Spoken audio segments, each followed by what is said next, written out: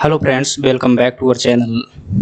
आज जो है हम भारतीय इतिहास की महत्वपूर्ण पुस्तकें देखेंगे। स्टैटिक जीके की ये क्लास है फ्रेंड्स। हम लगातार क्लासें ये आगे बढ़ा रहे हैं और स्टैटिक जीके के संदर्भ में जो एक प्रश्न मुझे लगता है लगभग हर एग्जाम में पूछा जाता है कि एक बुक्स या उनके राइटर का नाम या उनसे संबंधित विषय वस्तु ऐसे पूछ लेता है। तो मैं दोस्तों एक बुक के माध्यम से उनके आसपास के समस्त प्रश्नों को कवर करने का प्रयास करूंगा। मेरा अंतिम उद्देश्य जो है परीक्षा में प्रश्नों को पहुंचाना है और कोई नहीं। चलिए क्लास की शुरुआत करते हैं। अभी तक यदि फ्रेंड्स हमारे चैनल को सब्सक्राइब नहीं किया हुआ है, चैनल को सब्सक्राइब कीजिएगा, हमें थोड़ा सा सपोर्ट कीजिएगा। यदि क्लास अच्छी लगे तो ये करिएगा, अन्यथा कमेंट बॉक्स में हमारी कमी जरूर बताइएगा। बिना कमी बताए मत जाना। चलिए देखते हैं फ्रेंड्स। मैं देखो ये क्लास तो वैसे करवा चुका हूँ एक बार, वैसे पहली बार नहीं है, लेकिन इस बार थोड़ा सा और जो है रचनात्मकता के साथ में मैं आपके सामने नहीं प्रस्तुत करूंगा। आपके सामने जो है एक व्यक्ति है, प्राचीन भारतीय इतिहास के व्यक्तित्व हैं। यहाँ से जितने भी प्रश्न पूछे जाते हैं उन सभी प्रश्नों को कवर करने का प्रयास करूंगा। मैं हर बार कहता हूँ फ्रेंड्स, यदि आप गुणवत्ता से समझौता नहीं करते हैं ना, तो बेशक क्वालिटी कम हो क्लास की, लेकिन पढ़ाई की गुणवत्ता होनी चाहिए, वो गुणवत्ता में देने का प्रयास करूंगा। ये आप डिसाइड करिएगा, मैं नहीं। चाणक्य की बात करें फ्रेंड्स से, एक तो प्रश्न आता है कि इनका मूल नाम क्या था। तो आप याद रखिएगा चाणक्य का जो मूल नाम है वो क्या है, विष्णुगुप्त जो है चाणक्य का मूल नाम था। इन्हें कौटिल्य भी कहा जाता है, क्योंकि ये कूटनीति में बहुत माहिर व्यक्ति थे, इसलिए इन्हें क्या कहा जाता है, कौटिल्य भी कहा जाता है। अगली बात करें दोस्तों, इन्हें भारत का मैकियावेली भी कहा जाता है। भारत का मैकियावेली भी कहा जाता है। दोस्तों मैकियावेली जो एक व्यक्ति हैं, जर्मनी के व्यक्ति हैं, और उनकी जो पुस्तक का नाम है द प्रिंस नाम से उन्होंने पुस्तक लिखी हुई है। उनकी पुस्तक में जो सिद्धांत दिए गए हैं, कहीं ना कहीं उनके सिद्धांतों का जो है संबंध है इन किताबों में भी हमें देखने को मिलता है। परंतु कहाँ कौटिल्य दोस्तों मैकियावेली से 1000 साल पहले हुए थे, और 1000 साल बाद हुआ था कौन, मैकियावेली। तो ऐसी स्थिति में जो है जर्मनी के मैकियावेली को कहा जाना चाहिए, जर्मनी का कौटिल्य कहा जाना चाहिए था, और विश्व का कौटिल्य जो है हमारे चाणक्य को जाना जाना चाहिए था। परंतु भारत का इतिहास दोस्तों किसने लिखा है, आप जानते हैं, अंग्रेजों द्वारा लिखा गया है। यहाँ पर भारतीय सभ्यता और संस्कृति को हीन दिखाने का प्रयास किया गया है। फ्रेंड्स वास्तविकता ये थी कि अगर दुनिया में पहली बार किसी ने राजनीति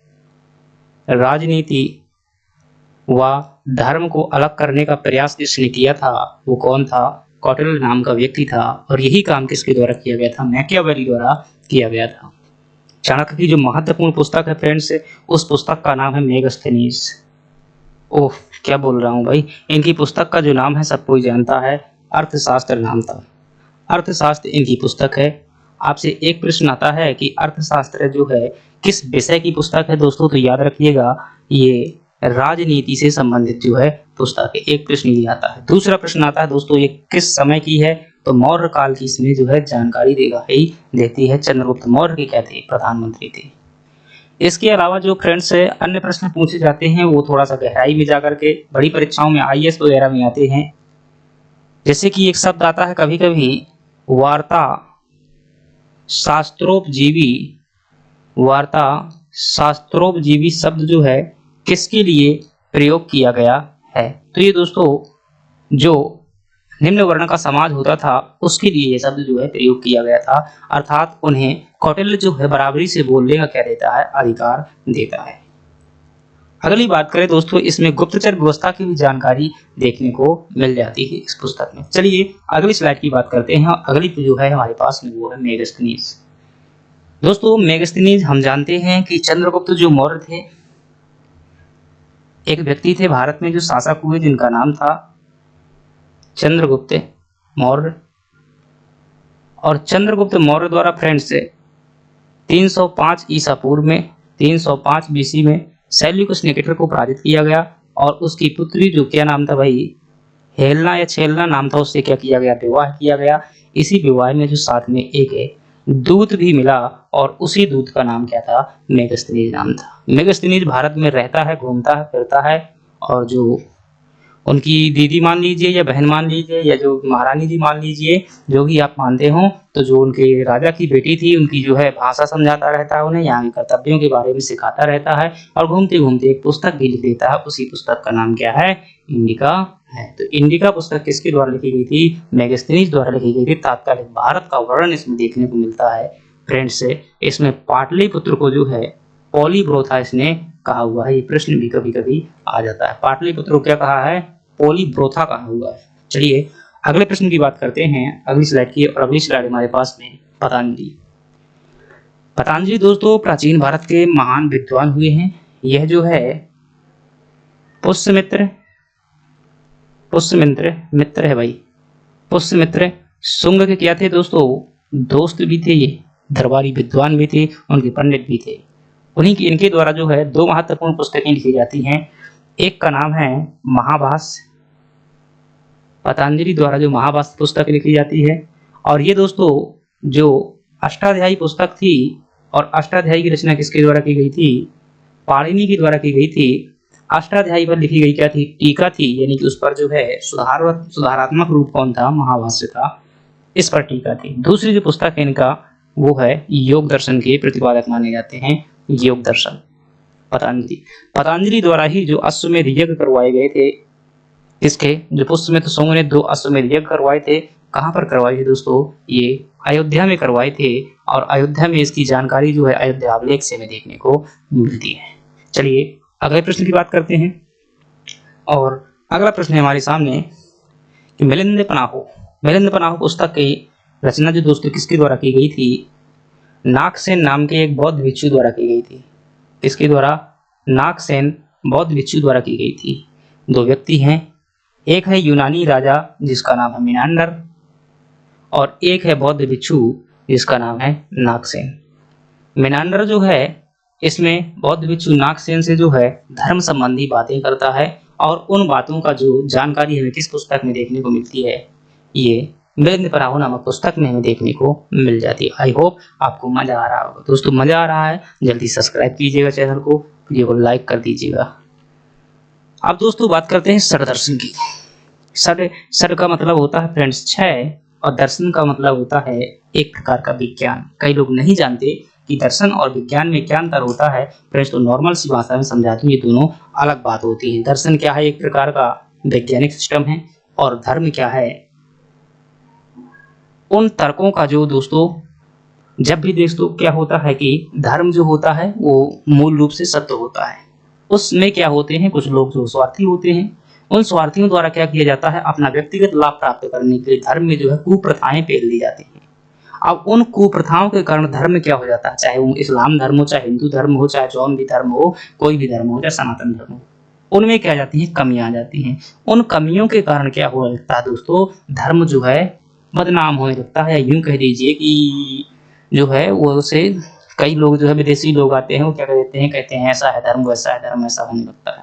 उसमें जो है तार्किकता का कमी हो जाती है, और जो धर्म का मूल उद्देश्य होता है अध्यात्म को प्राप्त करना, वो खत्म हो जाता है, लाभ का धंधा बन जाता है। फिर क्या होता है दोस्तों? दर्शन का जन्म होता है, और कई जो ज्ञानी लोग आते हैं फिर धर्म को जो है तर्कों की कसौटी में कसते हैं। उसके जो तर्कों की कसौटी में कसने की जो प्रक्रिया है वही क्या है दोस्तों? दर्शन है।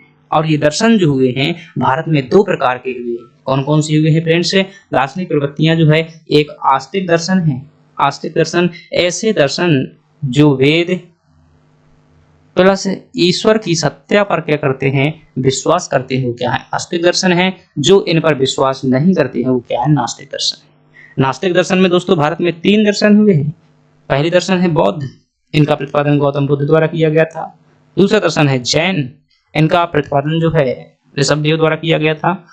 तीसरा दर्शन है चारवाक, सबसे खतरनाक दर्शन है। थोड़ा सा लाइन सुना दूं क्या? एक चारवाक दर्शन कहता है कि भाई मुझे भी लाइन याद नहीं आ रही है, वो कहता है कि येन जीवेते सुखम जीवेते, येन जीवे सुखम जीवेते, ऋणम लित्वा घृतम पिबेते, देहस्य भस्मीभूतस्य देहस्य पुनः आगमनम कुतः।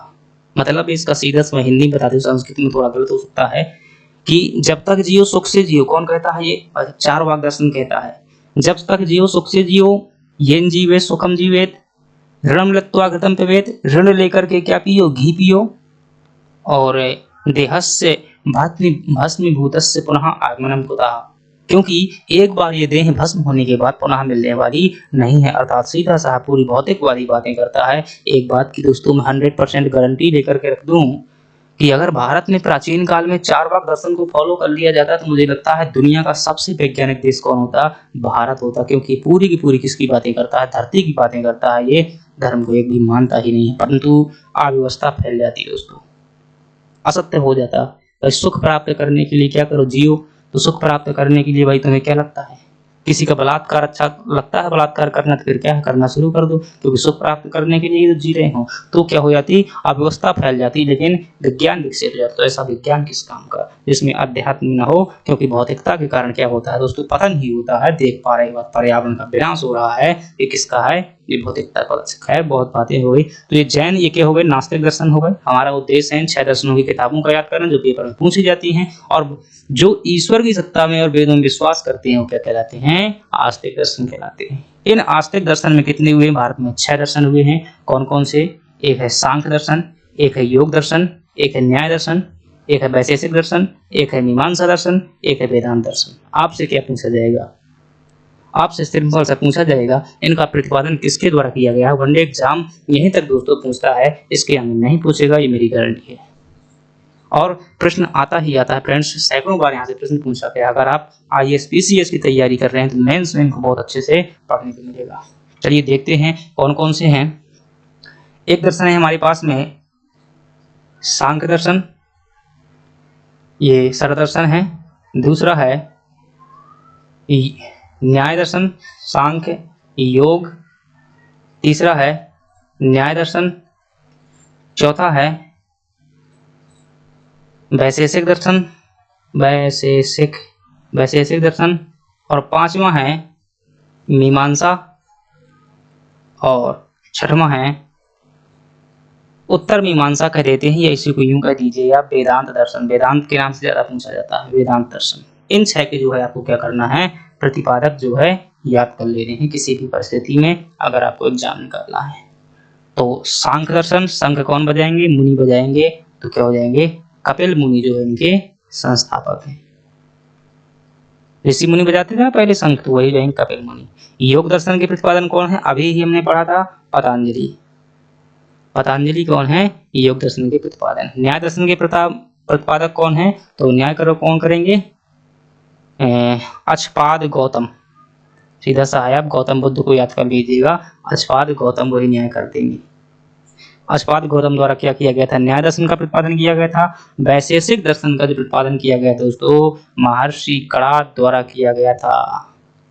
ये वही व्यक्ति हैं जो इससे वही क्या नाम था उनका, परमाणु की खोज किसने की थी, डाल्टन ने की थी। इसी दर्शन में इन्होंने बताया हुआ है कि पूरा ब्रह्मांड जो है छोटे छोटे कणों से मिलकर के बना हुआ है, और इसी में जो है पहली बार कणाद ने जो है दुनिया में सबसे पहली बार जो है क्या दिया था, परमाणु सिद्धांत दिया था। लेकिन भारत के वैज्ञानिकों की कदर नहीं है ना ये यहाँ पर, वरना देख लीजिए भाई साहब, प्राचीन काल में इतनी खोजें हो चुकी थी, चाहे वो आर्यभट्ट द्वारा की गई हो, पृथ्वी की बहुत सारी खोजें हैं। वैसे मैं बताऊंगा जब कभी, एक वीडियो है मेरा उसमें देखिएगा, अगर आप देखेंगे प्ले लिस्ट में जाकर के कि सनातन बढ़ाया विज्ञान, ऐसे टाइटल करके मैंने एक वीडियो बनाया था, और उसमें बताया है कि प्राचीन भारत की क्या ताकत थी। भाई जो विज्ञान की बात करते हो ना, वो विज्ञान हमारे यहाँ हजारों साल पहले विकसित हो चुका था। चाहे वो गुरुत्वाकर्षण की खोज हो, चाहे वो परमाणु की खोज हो, चाहे वो लोहा गलाने की खोज हो, चाहे वो धातु की जितनी भी तकनीकी है वो सब हमारे यहाँ पर थी। मीमांसा दर्शन की अगर बात की जाए, चलिए आते हैं प्रश्न में। मीमांसा दर्शन की दोस्तों बात की जाए तो इसकी जो है जो प्रतिपादक है वो है जैमिनीय साहब, जैमिनीय। और वेदांत दर्शन के प्रतिपादक है बादरायण। तो ये आपको क्या करने पड़ेंगे, किसी भी तरीके से ट्रैक लगा करके आपको जैसे भी बने याद करने पड़ेंगे, वरना ये क्या है, मैं स्टार लगा देता हूँ भाई इनमें। ये प्राचीन काल के one of the most important question है वन एग्जाम में पूछने के लिए। कभी कभी मिलाने के लिए आ जाता है, कौन सा सुमेलित है कौन सुमेलित नहीं है, कभी कभी आ जाता है ये कौन भारतीय सर दर्शन में शामिल नहीं है, तो आपको पता होना चाहिए 6 दर्शन कौन कौन से ये हैं। अगले प्रश्न की बात करें दोस्तों, विशाख दत्त। विशाख दत्त, विशाख दत्त की बात करें दोस्तों, ये व्यक्ति तो ध्यान रखिएगा कब का है, गुप्तकालीन व्यक्ति है। ये गुप्तकालीन व्यक्ति है और इसके द्वारा फ्रेंड्स एक तो किताब लिखी गई है जो आपके सामने दिख पा रही है, मुद्रा राक्षस, और एक किताब और है दोस्तों, देवी चंद्रगुप्तम। मुद्रा राक्षस है और देवी चंद्रगुप्तम, हाँ,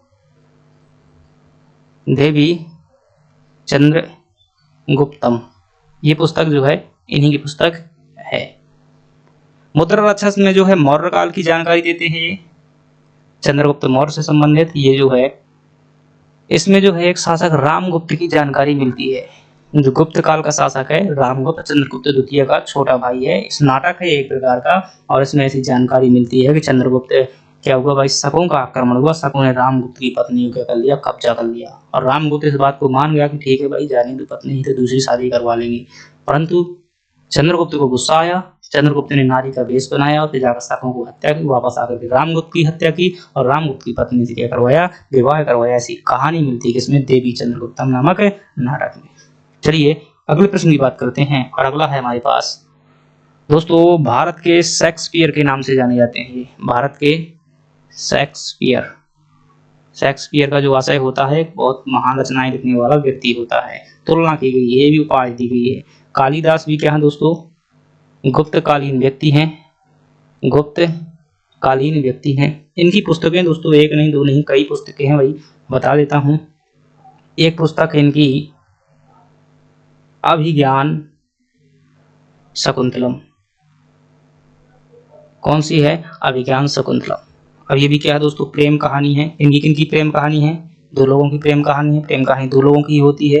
पहले लोग की बात करूं, वो है राजा दुष्यंत। ये भाई आप जिस व्यक्ति के नाम पर भारत का नाम लेते हैं, उनके पिताजी हैं राजा दुष्यंत, भारत के पिताजी हैं, और त्रिशु वंश के राजा थे ये। और जो एक रानी है, रानी कहिए, नायिका कहिए, वो नायिका है कौन भाई, शकुंतला। शकुंतला, ये कहानी ये है फ्रेंड्स की, ये जो है शकुंतला वो है किसकी, भाई मुझे उसका नाम नहीं याद आ रहा है, मेनका की पुत्री है ये, मेनका की पुत्री है। आपने कहानी शायद ये सुनी हो कि विश्वामित्र जी है जो खतरनाक तपस्या कर रहे थे, और उनकी तपस्या को जो है भंग करने के लिए देवताओं को भी क्या करना पड़ा, षड्यंत्र रचना पड़ा। ऐसा कहते थे कि दुनिया का ज्ञान प्राप्त कर लिए रहे थे कौन, विश्वामित्र जी। इसलिए मेनका को जो है इंद्र ने बहुत सुंदर, जो है वहां की इंद्र अप्सरा है इंद्र की, वहां से भेजा गया कि जाओ विश्वामित्र को जो है डिस्टर्ब करो, वरना ये सबको हमारा सिंहासन भी खाली कर देगा। तो फिर जाकर के मेनका ने क्या किया, विश्वामित्र को डिस्टर्ब किया, और फिर क्या हुआ भाई, विश्वामित्र जो विश्वामित्र जी थे इनके साथ में क्या हुआ, विवाह हुआ। जब विश्वामित्र जी के साथ में विवाह हुआ तो एक पुत्री का इनसे जन्म हुआ, और फ्रेंड्स उस पुत्री का नाम क्या था, शकुंतला नाम था। शकुंतला ने किससे प्रेम किया, त्रिशु वंश के राजा दुष्यंत से प्रेम किया, और ये यही नाटक है आपका अभिज्ञान शकुंतलम। शकुंतलम जो है दोस्तों, शकुंतला को संकेत कर रहा है। अभिज्ञान शकुंतलम कालिदास द्वारा लिखित पहला नाटक है, सर्वाधिक विदेशी भाषाओं में अनुवाद किया गया, कालिदास की सबसे महानतम रचनाओं में से एक है। दूसरी पुस्तक है इनकी कुमार संभवम, कुमार संभवम। इस पुस्तक में जो है दोस्तों कार्तिकेय की जन्म की कहानी है। कार्तिकेय जो शिव जी के पुत्र थे, उनके जन्म की कहानी है। चलिए इनकी अगली पुस्तक की बात करते हैं, और तीसरी पुस्तक है इनकी फ्रेंड्स से, जिसका नाम है रघुवंशम। रघुवंशम, और इस पुस्तक में फ्रेंड्स जो है राजा दिलीप से लगा करके अंग वर्ण तक के जो रघुवंश के भगवान श्री राम का जो वंश था, उनके वंश में जितने शासक हुए उनकी जानकारी मिलती है किसमें, रघुवंशम में। राजा दिलीप से लगा करके अंग वर्ण जो है अंतिम शासक है। चौथी रचना की बात करें फ्रेंड्स से, वो है इनकी चौथी रचना, जिसका नाम है मेघदूतम। मेघदूतम भी क्या है दोस्तों, प्रेम कहानी से संबंधित नाटक है, और इसमें जो है यक्षिणी की प्रेम कहानी है। यक्ष से क्या होता है, यक्षिणी से नाराज होकर के भाग आता है। बाद में उसे क्या होती है, अपनी नायिका की याद आती है। तो फिर वह मेघ यानी कि बादलों को दूत बना करके संदेश भेजता है, अपनी विरह वेदना व्यक्त करता है। ऐसा जानकारी इस नाटक में मिलती है। अगली फ्रेंड्स बात करें, वो है 5वीं पुस्तक है, जिनका नाम है पुस्तक वही रघुवंशम, कुमार संभवम, मेघदूतम, ऋतु संहारम। इनकी पुस्तक एक कौन सी है, ऋतु संहारम। इसमें कालिदास द्वारा जो है दोस्तों प्रकृति का सुंदर वर्णन किया गया है, प्रकृति का वर्णन किया गया है। और एक इनकी पुस्तक है मालविकाग्नि मित्रम, मालविकाग्नि मित्रम। इसमें भी दो नाम जो जुड़े हुए हैं, एक है मालविका और एक है अग्नि मित्र। ये अग्नि मित्र जो दोस्तों शुंग वंश का शासक है, और जो मालविका है ये विदर्भ राज्य की क्या है दोस्तों, राजकन्या है। इन दोनों के बीच में क्या होता है, प्रेम होता है, और उसी प्रेम का वर्णन क्या किया गया है इस मालविका मित्र में किया गया है। आप चाहते हैं अगर इनको डिटेल से सुनना तो मेरी प्लेलिस्ट में जाइएगा, हिंदी ऐतिहासिक कहानियां, ऐसे करके आपको देखना मिल जाएंगी। ये सभी जो नाटक मैंने जो है कहीं ना कहीं, चाहे वो राजा उदयन की प्रेम की कहानी जितने भी हैं प्राचीन काल की पुस्तक, मैं कोशिश करता रहता हूँ उनको डिटेल में इमेज के साथ में एक्सप्लेन करूँ। चलिए अगली बात करते हैं, बराह मिहिर है दोस्तों। ये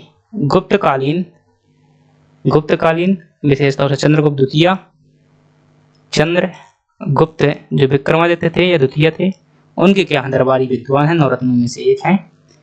महान क्या है दोस्तों, ये खगोल शास्त्री हैं, खगोल शास्त्री यानी ज्योतिष विद्या के काफी बड़े महान व्यक्ति हैं।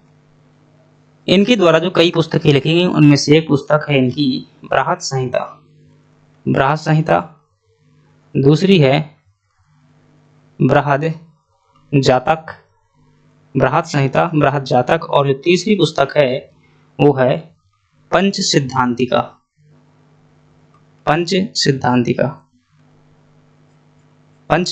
दोस्तों ये पुस्तक किसकी है, बराह मिहिर की है, ज्योतिष विज्ञान के संदर्भ में जानकारी देती है। फ्रेंड्स अगर मजा आ रहा है तो थोड़ा सा मेहनत को समझिएगा, सब्सक्राइब जरूर करिएगा।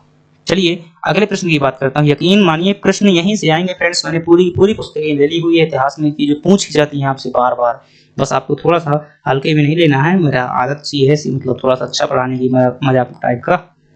तो चलिए मणिमेखला की बात करते हैं। मणिमेखला दोस्तों ये दक्षिण भारत का संगम युगीन ग्रंथ है। कैसा ग्रंथ है ये, संगम काल जो संस्कृति हुई है आपकी 600 BC से लगा करके 600 AD के बीच में, जो संगम काल यानी कि सुदूर भारत के आंध्र प्रदेश, तमिलनाडु और केरल वाले क्षेत्र में सभ्यता हुई थी, संगम युगीन सभ्यता कहा जाता है। संगम युगीन, इस काल में जो है कई कवि जो है मिले थे, इसलिए संगम युगीन सभ्यता कहा जाता है। ये पुस्तक जो है उसी समय की है, और इस पुस्तक की रचना जो की गई थी दोस्तों शीतलय, थोड़ा सा तेलुगु नाम है, कहना होगा शीतलय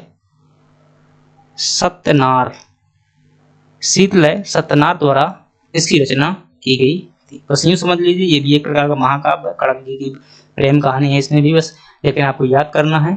तो सांप के ऊपर क्या होती है, मणि होती है। मणि पाने के लिए लोग क्या करते रहते हैं, बहुत ज्यादा प्रयास करते हैं। जैसे ही मणि मिल जाती है फिर क्या हो जाते हैं, ठंड हो जाते हैं, शीतल हो जाते हैं। तो मणि पाकर क्या हो गया, शीतल हो गया, और मन ही मन में क्या हो गया, खिल गया, खिलाए मेघ खिलाए। ठीक, तो आई होप आपको याद हो गई होगी। चलिए अगली बात करते हैं, पाणिनि के दोस्तों ये प्राचीन कवि हैं, और इनके द्वारा व्याकरण संबंधी ग्रंथ लिखा गया, और उस ग्रंथ का नाम क्या है जो आपके सामने है, अष्टाध्यायी जो है याद है, ऐसे याद कर लेना। पानी से पानी एक अध्याय लिखने में क्या कर रहा था, पानी पी रहा था। हर अध्याय लिखने में पानी पी रहा था, तो पाणिनि से क्या हो जाएगा, अष्टाध्याय, 8 बार पानी पिया था। तो संस्कृत व्याकरण की ये पुस्तक है, अष्टाध्यायी आपके सामने भी शो रही। चलिए अगली पुस्तक की बात करते हैं, वेरी मोस्ट पुस्तक है दोस्तों, भरत मुनि की पुस्तक है आपकी नाट्य शास्त्र। क्या है, नाट्य शास्त्र। जितने भी नाटक की कलाएं हैं ना, चाहे वो आपका संगीत कला हो, चाहे वो जो भी गाना वाना में गाया जाता है, जो बढ़िया वर्तमान में डांस होते हैं ना, कहीं बैक डांस होता है, कहीं क्या बोलते हैं भाई भांगड़ा डांस होता है, ये सभी प्रकार की डांसों की जानकारी, नृत्यों की जानकारी, संगीत के साथ स्वर है, कैसे बजाना है, हारमोनियम कैसे बजाना है, तमूरा कैसे बजाना है, गिटार कैसे, ढोलक बजाना है, कैसे स्वर क्या होते हैं, इन सभी की जानकारी कहाँ दिखाई देती है दोस्तों? भरत मुनि के नाट्य शास्त्र में दिखाई देती है। और किस संगीत से कौन सा रस की उत्पत्ति होगी, वो भी जानकारी, 8-9 रसों की जानकारी भी इसी में मिलती है। प्राचीनतम पुस्तक, बहुत इंपॉर्टेंट पुस्तक है। अगली बात करते हैं भवभूति। दोस्तों भवभूति जो है ये मान लीजिए कि भाई यशोवर्मन के दरबारी कवि थे, कन्नौज के शासक यशोवर्मन के ये क्या थे, दरबारी कवि थे। इनके द्वारा जो है दोस्तों 3 पुस्तक लिखी जाती है। कौन कौन सी हैं? एक है आपके पास सामने मालती माधव, मालती माधव, और दूसरी पुस्तक है ये क्या नाम है, उत्तर रामचरितम, उत्तर रामचरितम, मालती माधव, उत्तर रामचरितम, और तीसरी पुस्तक है इनकी महावीर चरितम। तो ये क्या है, इनकी 3 पुस्तकें। मालती माधव की बात करें दोस्तों, ये भी प्रेम कहानी है। इसमें विदर्भ राज्य की कन्या है जिसका नाम है मालती। माधव जो है दोस्तों कन्नौज का एक क्या है, राजकुमार है। दोनों के मध्य में क्या होता है, प्रेम होता है। बहुत अच्छी कहानी है, आप देखिएगा। लड़का के साथ में विवाह करवा दिया जाता है उनको मिलाने के चक्कर में। तो आप ये भी मेरे प्ले लिस्ट में मिल जाएगी आपको ये कहानी भी, क्योंकि मैं डिटेल में इनको काफ़ी अध्ययन करता रहता हूँ। मुझे प्राचीन काल पढ़ने में काफ़ी अच्छा लगता है, क्योंकि मेरा इतिहास विषय भी है। इससे मैं जो नेट वगैरह इसे चलता है, और यूपीएससी में भी ऑप्शनल है, तो मैं इन चीज़ों को जो काफ़ी गहराई में पढ़ता है। तो उत्तर रामचरितम की बात करें फ्रेंड्स, तो उत्तर रामचरितम जो है यह भी क्या है कि भवभूति द्वारा रचित पुस्तक है फ्रेंड्स। इसमें जो है भगवान राम से संबंधित कथा का वर्णन किया गया। और कथा ये उत्तर मतलब क्या होता है दोस्तों, उत्तर का मतलब उत्तर दिशा ही नहीं होता है, उत्तर का मतलब बाद में भी होता है। तो राम की कथा कब है, जब वो युद्ध जीत करके आ जाते हैं और अयोध्या वापस लौट आते हैं। इनकी सीता का परित्याग, लव कुश काल की जानकारी किसमें में देखने को मिलती है, उत्तर रामचरितम में देखने को मिलती है। महावीर चरितम में ये भी राम से संबंधित है, लेकिन इसकी जो महावीर हैं वो हनुमान जी नहीं, कौन है, राम है। इसमें जो है भगवान राम की जो शादी होकर के आती है, जब वो क्या करते हैं, वन के लिए जाते हैं, वहां से लेकर के वापस आने तक, रावण के वध करने के बाद तक की यहाँ पर जानकारी मिलती है। आई होप आपको समझ में आया होगा। चलिए अगली बात करते हैं, और अगली बात है हमारे सामने वाण भट्ट। खतरनाक कवि आ गए हैं आपके सामने। मध्य प्रदेश में जन्मे हुए कवि थे, जन्मे थे मध्य प्रदेश में। बाण सागर परियोजना शहडोल जिले में है, ये उन्हीं का जन्म स्थान है, उन्हीं के नाम पर बनी हुई है बाण सागर परियोजना, सोन नदी पर। तो मध्य प्रदेश में जन्मे थे, परंतु जो 606 ईस्वी से लेकर के 641 ईस्वी तक भारत में जो है एक शासक रहे हैं, जिनका नाम आप शायद बता रहे हो, हम बता देते हैं। एक बात और इसमें हिंट कर देता हूं कि वह है प्राचीन भारत के अंतिम शासक थे, जिसने किसी भारत को जो है एकीकृत किया था। उस शासक का नाम क्या है, हर्षवर्धन है। उस हर्षवर्धन के दरबारी कवि कौन थे, बाण भट्ट थे। और उनके द्वारा पुस्तक क्या लिखी गई थी, हर्षचरित लिखी गई। इसमें राजा हर्षवर्धन के बारे में जानकारी दी जाती है। कादम्बरी और चंडी सदा की इनकी जो छोटी पुस्तकें हैं, आप चाहें तो इनकी याद कर सकते हैं। 3 की 3 की पुस्तक किसकी हैं, ये बाण भट्ट की है। अगली बात करते हैं अश्वघोष। अश्वघोष दोस्तों ये कनिष्क जो कुषाण शासक था उसके दरबारी विद्वान थे, और इनके द्वारा जो पुस्तक लिखी जाती है उस पुस्तक का नाम है फ्रेंड्स बुद्ध चरितम। क्या नाम है, बुद्ध चरितम। इसमें गौतम बुद्ध के व्यक्तित्व के बारे में क्या की गई है, चर्चा की गई है। ये जो है अश्वघोष थे दोस्तों, यह है चतुर्थ बौद्ध संगीति की जो चौथी क्या हुई थी, संगीति हुई थी कश्मीरी कुंडलवन में, उसमें क्या थे, ये उपाध्यक्ष भी थे। चलिए अगली बात करते हैं गुलबदन बेगम। दोस्तों गुलबदन बेगम की बात करें, ये बाबर की बेटी है। इसकी बेटी है, ये बाबर की बेटी है और हुमायूं की बहन है। बाबर की बेटी तो हुमायूं की बहन होगी ही। हुमायूं के शासनकाल की जानकारी जो है की पुस्तक हुमायूं नामा में देखने को मिलती है। हुमायूं नामा किसकी रचना है, गुलबदन बेगम की। इसी पुस्तक में हमें जानकारी मिलती है कि शेरशाह सूरी की माताजी ने बाबर को जहर देकर के मार दिया था, ऐसा लिखा हुआ इसी में मिलता है। चलिए आगे बात करें। ये व्यक्ति जो आप देख पा रहे हैं ये अल-बरूनी है, अल-बरूनी। और अल-बरूनी की फ्रेंड्स बात करें, ये जो है भारत में एक तुर्क आक्रमण हुआ था और उस तुर्क का नाम क्या था? महमूद गजनवी। महमूद गजनवी के साथ में भारत आया हुआ ये व्यक्ति है और इस व्यक्ति का नाम क्या है? अल-बरूनी है। बढ़िया घूमता है। ध्यान रखिएगा, भारतीय ग्रंथों का इसने क्या किया? भारतीय हिंदू ग्रंथों का क्या किया दोस्तों? अध्ययन किया। और भारतीय हिंदू ग्रंथों का यानी कि संस्कृत ग्रंथों का अध्ययन करने वाला ये प्रथम मुसलमान है। क्या है? प्रथम मुस्लिम। गजनवी के साथ में भारत आया था। कई बार ये प्रश्न पूछ लिया जाता है कि अल-बरूनी किसके साथ में भारत आया था। इसके द्वारा एक पुस्तक लिखी जाती है और उस पुस्तक का नाम है किताब उल हिंद, नाम है उस पुस्तक का। चलिए आपको ये बात पता चल गई होगी। किताब उल हिंद दोस्तों मध्यकाल की है, महमूद गजनवी के बारे में जानकारी थी। अगली पुस्तक की बात करें, भाई टाइपिंग भी खतरनाक हुई, इब्न बतूता। तो यहाँ तू याद करिएगा, इब्न बतूता था। ये जो है ये व्यक्ति है मोरक्को का रहने वाला है। अफ्रीका में ये देश पड़ता है मोरक्को। और एक भारत में शासक हुए हैं जिनका नाम था मोहम्मद बिन तुगलक। मोहम्मद बिन जो है तुगलक, इन्हें शॉर्ट में एमबीटी के नाम से भी जाना जाता है। और ये जो मोहम्मद बिन तुगलक भाई साहब हैं, इन्हें क्या कहते हैं? पागल सुल्तान भी कह दिया जाता है। क्यों कह दिया जाता है पागल सुल्तान? वो कहने का कारण है भाई, मेंस में कभी बताऊंगा जो इस समय मिलेगा हिस्ट्री पढ़ाने का। तो इस कहने का कारण ये है कि भाई उनकी योजनाएं जो है एकदम असफल हो गई थी, समान शब्दों में ऐसे समझ लीजिएगा। और इनके द्वारा जो पुस्तक लिखी गई थी फ्रेंड्स, उस पुस्तक का नाम था रेहला। तो एक प्रश्न ये आता है कि रेहला किसके द्वारा रची गई थी। दूसरा प्रश्न आता है कि इब्न बतूता किसके समय पर भारत आया था? तो मोहम्मद बिन तुगलक के समय पर। दिल्ली सल्तनत में समय अगर पूछ लिया 1333 ईस्वी में। इसमें जो है मध्यकालीन भारतीय जो है जानकारी देखने को मिलती है। कई बार ये प्रश्न भी आ चुका है कि इब्न बतूता जो है कहाँ का रहने वाला? तो मोरक्को का था। अगले प्रश्न की बात करते हैं और अगला प्रश्न है हमारे सामने कि कल्हड़। दोस्तों ये पुस्तक जो है, कल्हड़ जो है ये व्यक्ति का नाम है कल्हड़ कश्मीर के विद्वान थे।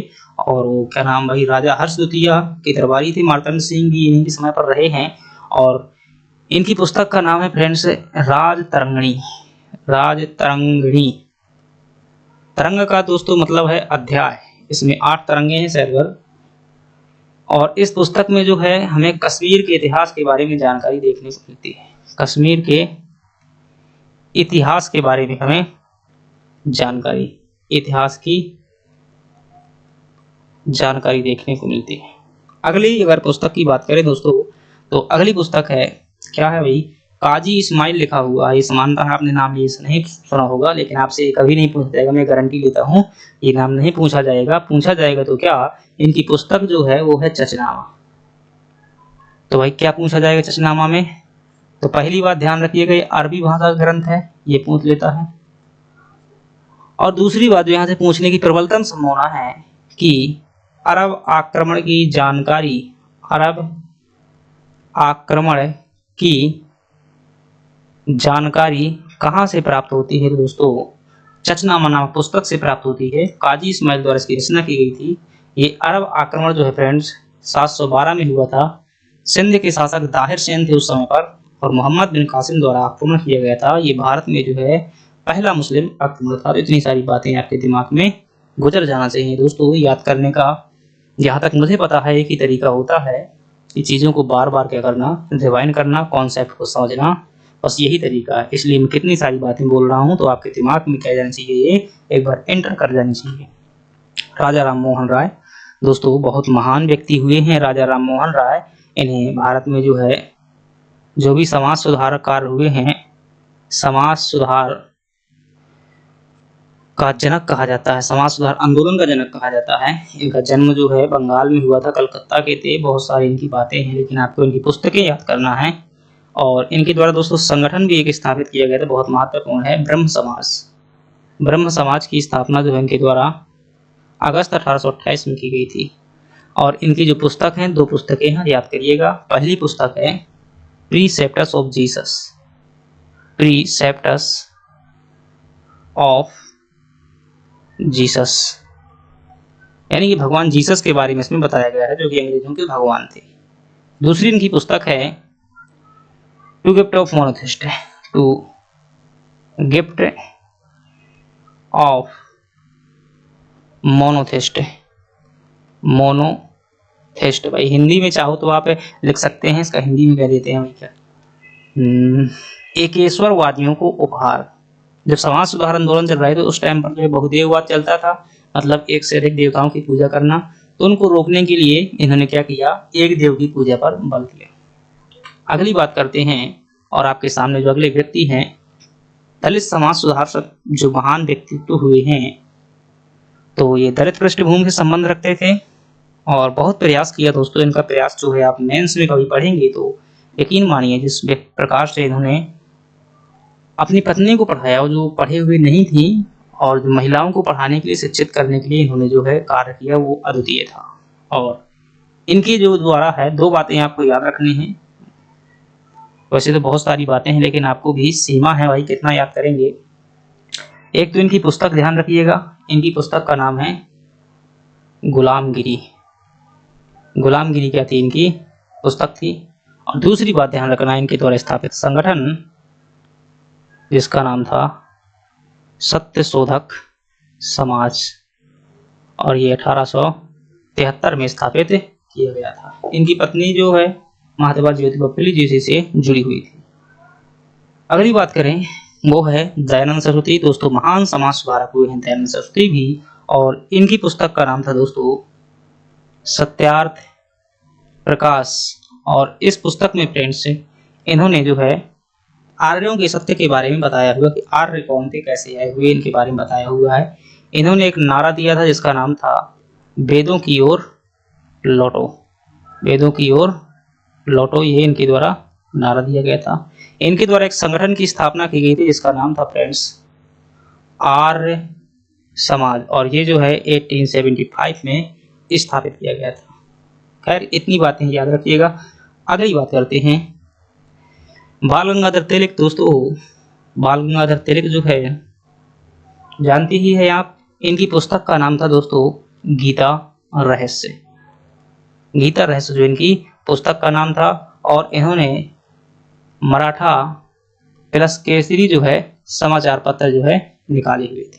अगली पुस्तक की बात करते हैं, वो है लाला लाजपत राय। और इनकी जो पुस्तक है दोस्तों, इनकी पुस्तक का तो शायद मुझे नाम नहीं पता, लेकिन ध्यान रखिएगा इनकी पुस्तक भाई कौन सी है पता नहीं। इन्होंने जो एक बात है इनकी, मेजनी गेरिबोल्डी, मेजनी गेरिबोल्डी जो कि इटली के स्वतंत्रता सेनानी थे, कि मेजनी गेरिबोल्डी की क्या लिखी थी, इन्होंने जीवनी लिखी हुई थी, और उस जीवनी से भारत के लोगों को प्रभावित करने का प्रयास किया था। फ्रेंड्स इनके द्वारा नारा दिया गया था कि जो अंग्रेज ये थे, जब ये वो कर रहे थे, तो इनके द्वारा क्या दिया गया था, नारा दिया गया था कि स्वराज मेरा जन्म सिद्ध अधिकार है, मैं उसे लेकर के रहूंगा। क्या दिया गया था नारा, स्वराज मेरा जन्म सिद्ध अधिकार है, जन्म सिद्ध अधिकार है, मैं इसे लेकर के रहूंगा। 1928 में इनकी मृत्यु हो गई थी। वैलेंटाइन सिरोल की दोस्तों पुस्तक है जिसका नाम है इंडिया अनरोस्ट। और इंडिया अनरोस्ट के लेखक कौन है, तो वैलेंटाइन सिरोल एक अंग्रेज थे, और इनके द्वारा जो पुस्तक लिखी गई थी उसका नाम था इंडिया अनरोस्ट। और इंडिया अनरोस्ट में हिंदी अनुवाद होता है दोस्तों अशांति। भारत में अशांति कहाँ, भारत में। इंडिया अनरोस्ट भारत में अशांति, और इसके लिए दो लोगों को जिम्मेदार मानता है, एक दयानंद सरस्वती को जिस प्रकार से उन्होंने धार्मिक आंदोलन चलाया था, और एक है बाल गंगाधर तिलक को, क्योंकि उन्होंने जो है शिवाजी उत्सव और गणेश उत्सव मनाए हुए थे। अगले प्रश्न की बात करते हैं, महात्मा गांधी। और इनकी दोस्तों दो पुस्तक आपको हमेशा याद रखनी है, सत्य के साथ मेरे प्रयोग, ये इनकी क्या है दोस्तों, आत्मकथा है। इंग्लिश में इसे कह देते हैं एक्सपेरिमेंट विद ट्रुथ है। दूसरी जो इनकी पुस्तक है जिसका नाम है हिंद स्वराज, बहुत महत्वपूर्ण पुस्तक है, गुजराती भाषा में लिखी हुई थी। भारत जो है स्वयं का भारत कैसा होगा उसकी परिकल्पना इस पुस्तक में हमें देखने को मिलती है। 1909 में यह पुस्तक लिखी गई थी हिंद स्वराज। अगली पुस्तक की बात करते हैं फ्रेंड्स। अगली पुस्तक है जो है देश के जो महान वो रहे हैं क्या भाई, स्वतंत्रता सेनानी नेताजी सुभाष चंद्र बोस, और उनके द्वारा पुस्तक लिखी गई थी इंडिया स्ट्रगल, और इनके द्वारा स्थापित संगठन है। इस संगठन जो दोस्तों 1939 में स्थापित किया गया था, और इस संगठन का नाम है फॉरवर्ड ब्लॉक। 1939 के जो त्रिपुरी अधिवेशन की अध्यक्षता भी इनके द्वारा की गई थी। अगली बात करते हैं डॉक्टर भीमराव अंबेडकर। इनकी दोस्तों कौन सी पुस्तक आपको याद रखनी है, इनकी जो पुस्तक है दोस्तों waiting for visa, waiting for visa, इनकी क्या है दोस्तों, ये आत्मकथा है। अगली बात करें थॉट ऑफ पाकिस्तान भी इनकी पुस्तक है, थॉट ऑफ पाकिस्तान, ये 1940 में इन्होंने लिखी हुई थी। अगली पुस्तक की फ्रेंड्स बात करते हैं, और अगली पुस्तक है दीनबंधु, जो इन्होंने लिखी हुई थी। दीनबंधु का नाटक है फ्रेंड्स, मुझे याद क्या नाम था भाई, वंदे मातरम, सॉरी, बंकिम चंद्र जो चटर्जी हैं इनके द्वारा आनंद मठ नामक पुस्तक लिखी गई थी, आनंद मठ। और इसी आनंद मठ में जो है दोस्तों हमें वंदे मातरम की जानकारी मिलती है, वंदे मातरम की जानकारी मिलती है। दीनबंधु मित्र ने दोस्तों नील दर्पण नामक पुस्तक लिखी थी, और इसमें जो है नील विद्रोह की जानकारी मिलती है, नील विद्रोह की जानकारी मिलती है। चलिए, थोड़ा सा राइटिंग दोस्तों डिस्टर्ब हो सकती है, लेकिन सांकेतिक भाषा का प्रयोग कीजिएगा, समझने का प्रयास कीजिएगा, थोड़ा सा फास्ट करना पड़ेगा क्योंकि मैं एक काम से थोड़ा सा वो। रविन्द्रनाथ टैगोर की फ्रेंड्स बात करें, रविन्द्रनाथ टैगोर जो भारत के महान कवि हुए हैं, स्वतंत्रता सेनानी हुए हैं, उनके द्वारा जो महत्वपूर्ण पुस्तक है वो है इनकी गीतांजलि।